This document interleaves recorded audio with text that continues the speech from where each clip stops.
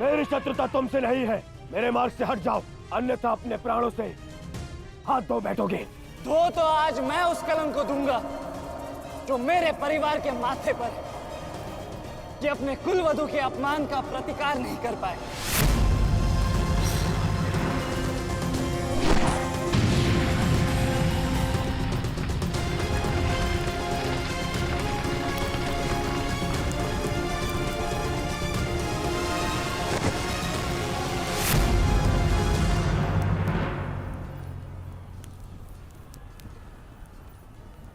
अनुभव करो इस ज्वाला को युवराज दुर्योधन। ये वही ज्वाला है जो इतनी वर्षों से मेरी माता के हृदय में धधक रही है।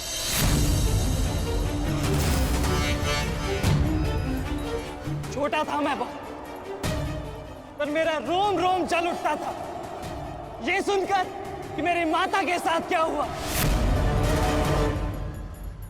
सोचो मेरे माता पिता और मेरे काकाओं पर क्या बीती होगी जब उन्होंने वह दृश्य देखा। मेरे माता पर क्या बीती होगी जब सहस्त्रों आंखें उनके वस्त्रहीन होते शरीर पर पड़ रही थी। आज मैं आपको उस अपमान का अनुभव कराऊंगा। आपकी पूरी सेना और महारथियों के समक्ष आपका वस्त्र हरण करूंगा और कोई कुछ नहीं कर पाएगा।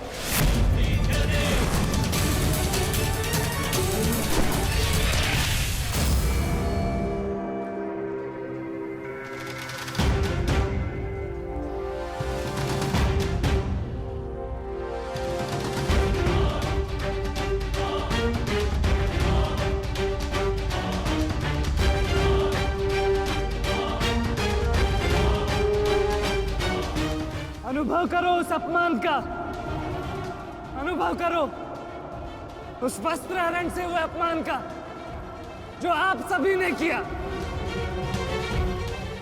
नदी जब सीमा तोड़ती है तो बाढ़ आती है। आज आपकी पाप की धारा की बाढ़ में आप स्वयं बह जाएंगे काकाश्री।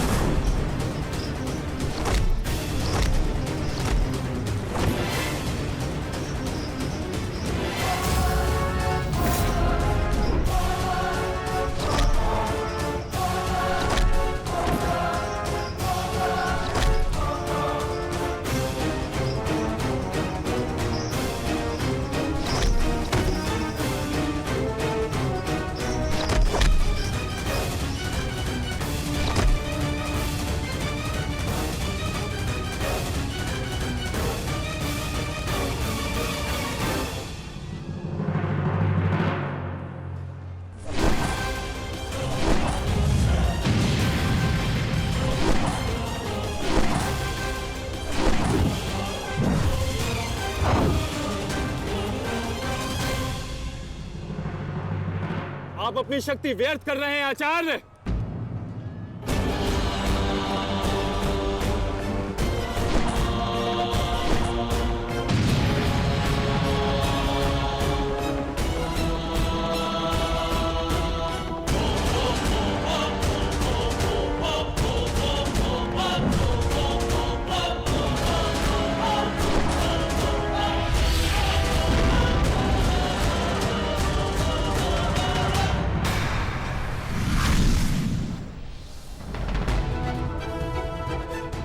दुर्योधन को मेरी सहायता की आवश्यकता है। चलो सत्यसेन।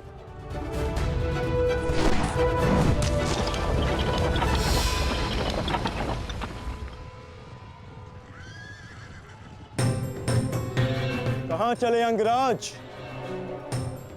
मैं जानता हूं कि तुम्हारे मित्र पे आए संकट का संदेश तुम्हें मिल चुका है, परंतु मैं तुम्हें जाने नहीं दे सकता। तुम कदाचित मुझे रोक सकते थे अर्जुन, परंतु तुमने एक भूल कर दी। तुम अपने रथ पर नहीं हो अर्जुन।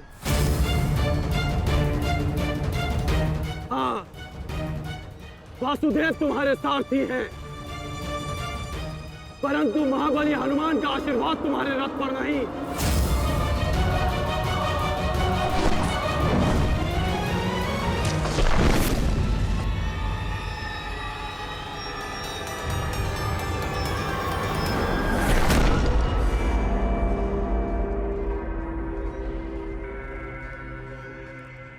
चलो।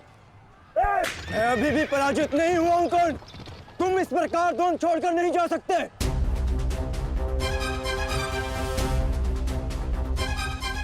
तुम युद्ध के नियम भूल रहे हो अर्जुन।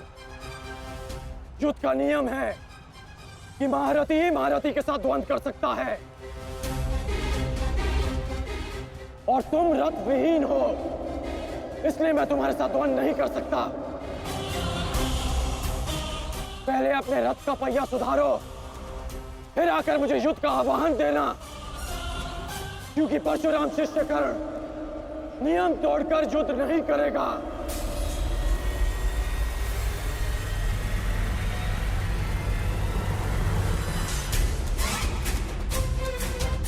चलो सत्यसेन।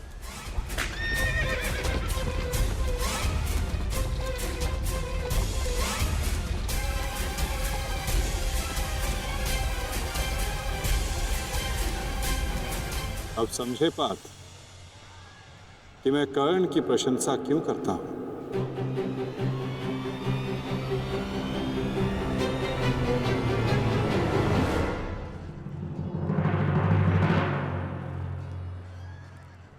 मानता हूं कि आपका वध करना काकाश्री की प्रतिज्ञा थी। उनकी प्रतिज्ञा को भंग करने का दंड मैं सह लूंगा, परंतु आज अपनी माता के अपमान का दंड मैं आपको अवश्य दूंगा।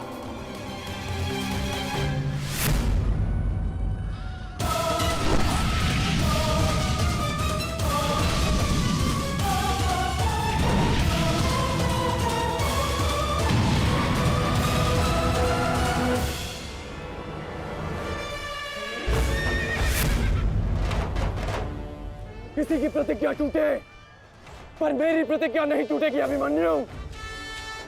और मेरी प्रतिज्ञा है कि जब तक मैं जीवित रहूंगा,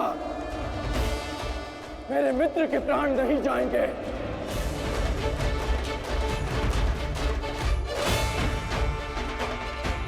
यदि जीवित रहना चाहते हो तो पीछे हट जाओ अभिमन्यु। आप भूल रहे हैं अंगराज कि मैं किसका पुत्र हूं। पीछे हटने के बारे में सोच भी नहीं सकता। तो प्रहार सहने के लिए तत्पर रहो।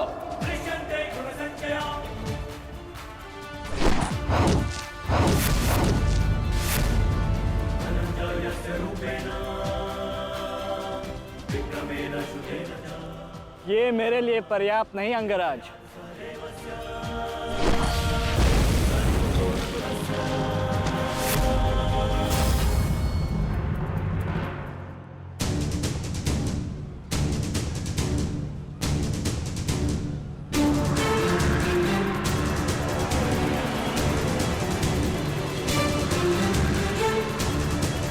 ना मेरे पास बाणों की कमी है और ना प्रहारों की।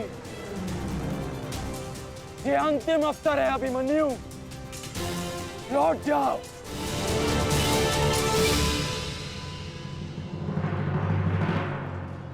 तो मेरे तुनीर में भी उत्तर प्रस्तुत है अंगराज।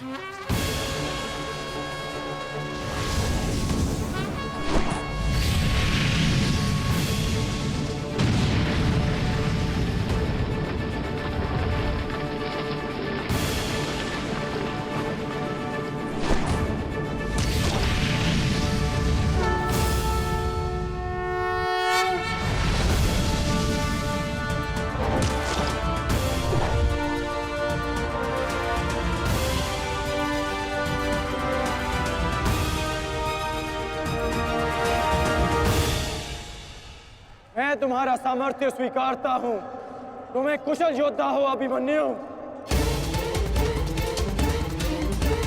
किंतु कुशल होने के साथ साथ बुद्धिमान होना भी आवश्यक है।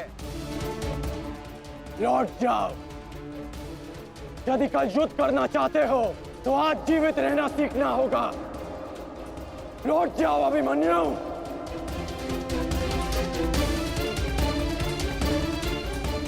एक योद्धा के लिए आज या कल नहीं होता अंगराज। उसके लिए केवल वो ही पल होता है जिसमें वो मृत्यु के सामने खड़ा होता है। एक वीर योद्धा से सुना था मैं, हे मृत्यु, तैयार यदि तू आने को, प्रसन्न मुखा। द्वार खुला है, तेरा स्वागत, प्रसन्न मुखा।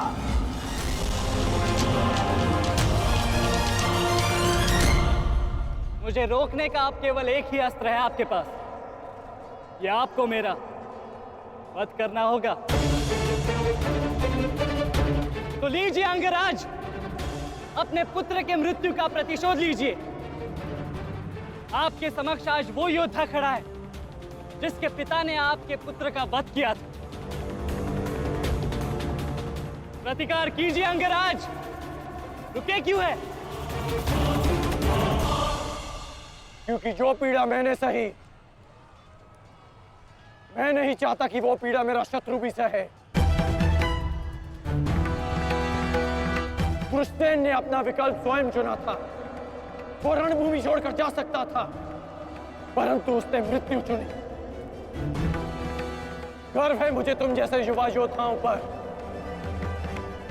जो अपना कर्तव्य पूर्ण करने के लिए सदैव तत्पर रहते हैं। मैं जानता हूं कि तुम पीछे नहीं हटने वाले अभिमन्यु, परंतु मुझे भी अपना कर्तव्य पूर्ण करना है।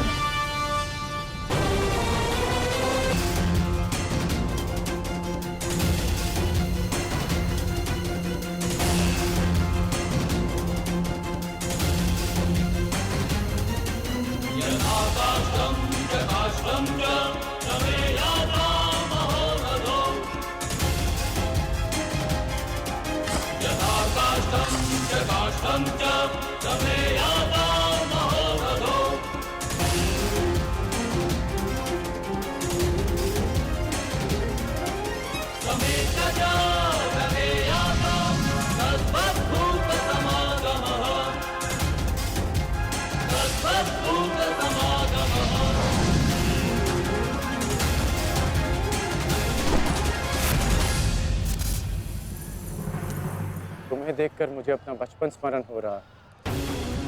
अभी तुम्हारा जीवन आरंभ हुआ है,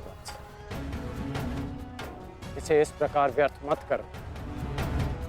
मैं आशा करता हूं कि अगली बार जब हम दोनों मिले तो दो शत्रुओं के भांति नहीं, दो वीरों के भांति एक दूसरे के गले में।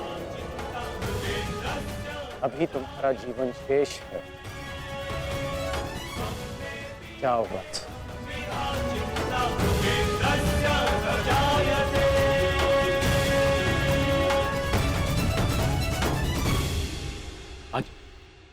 आज कौरवों की विजय हुई है गांधारी। पांडवों की एक अक्षुणी सेना को ध्वंस कर दिया है हमने आज। भीम हमारे एक भी पुत्र को क्षति नहीं पहुंचा पाया, एक भी।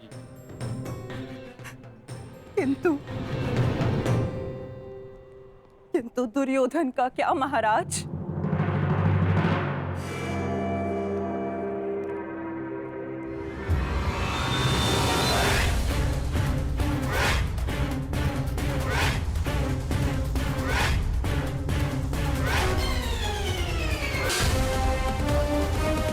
पुत्र।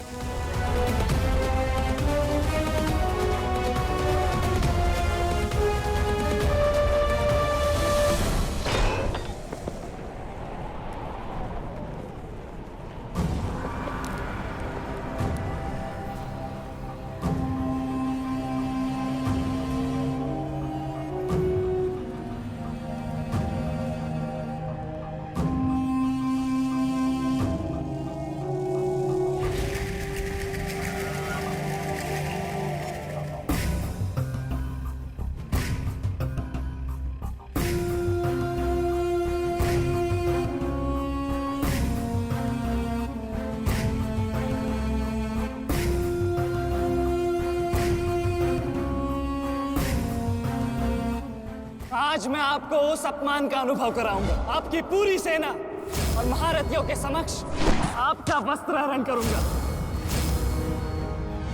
परंतु आज अपनी माता के अपमान का दंड मैं आपको अवश्य दूंगा।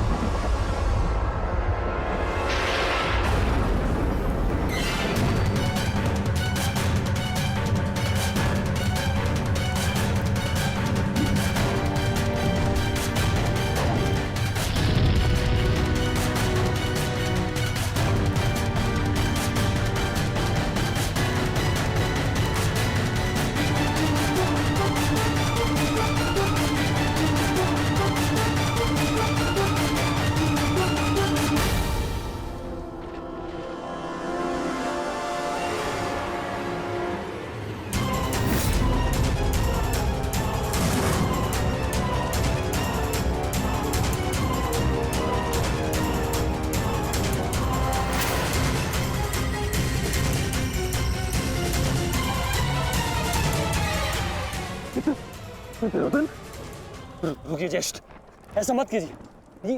ये क्या कर रहे हैं आप? दुर्योधन, दुर्योधन, ये सब कुछ क्या है? आज के इस युद्ध में हमें विजय मिली है, फिर ये सब कुछ क्यों कर रहे हो तुम? ऐसी विजय जो अपमान की थाली में सजा कर मिले, ऐसी ही विजय से श्रेयस्कर है कि मृत्यु को पालूं। नहीं। मेरे जीवन में कभी मेरा इतना अपमान नहीं हुआ है। अब इस जीवन का और कोई मूल्य नहीं। मैंने ये युद्ध संपत्ति के लिए नहीं, अपने हट, अपने सम्मान के लिए बुलाई थी। अब जब सम्मान ही नहीं रहा तो इस विजय का मैं क्या करूंगा? मेरी सेना के सामने विश्व के महानतम योद्धाओं के रहते वो 16 वर्ष का बालक मेरे वस्त्र हरण कर गया और चेतावनी देकर गया है कि युद्ध में जब भी मिलेगा पुनः यही दोहराएगा। अब ये वस्त्र हरित दुर्योधन सम्राट बन भी गया। कैसे अपनी सेना से, अपनी प्रजा से आंख मिला पाऊंगा मैं? इस लज्जा के साथ मैं अब जीवित नहीं रह सकता। नहीं दुर्योधन, देखो अपने क्रोध पर काबू पाओ। देखो विजय हमारे निकट है दुर्योधन, मानो मेरी बात। छोड़िए मुझे मामाश्री, छोड़िए मुझे, अन्यथा इस अग्नि में मैं अपने आप से पहले आपकी आहुति दे दूंगा। छोड़िए मुझे। नहीं। छोड़िए, छोड़िए मुझे।